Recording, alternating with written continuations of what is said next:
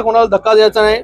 या ठिकाणी जेव्हा निवडणुका झाल्या, नगराध्यक्ष निवडून आले, तेव्हा नॅचरल अलायन्स म्हणून बीजेपी आणि शिवसेना यांनी एकत्रित जे आहे ते सत्ता स्थापन या ठिकाणी करायला पाहिजे होती।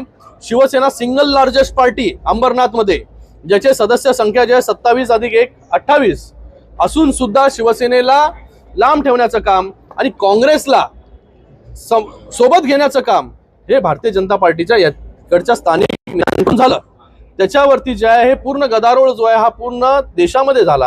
आम्हाला सांगितलं होतं की बाबा शिवसेना आणि भारतीय जनता पार्टी हे जे आहे सत्ता स्थापन करतील।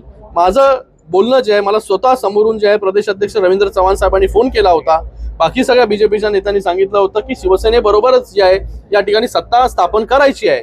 पण असं काय झालं की जिथे शिवसेना जी सिंगल लार्जेस्ट पार्टी आहे तिला बाजूला ठेवलं, काँग्रेसला बरोबर घेतलं आणि सत्ता स्थापन करण्याचं गणित जे आहे ते या ठिकाणी झालं। सदामामांना देखील जे आहे महायुतीमध्ये काँग्रेसला घेतल्याचा जो आहे हा राग आहे, म्हणून सदामामांनी जे आहे शिवसेनेबरोबर येण्याचा निर्णय या ठिकाणी घेतला।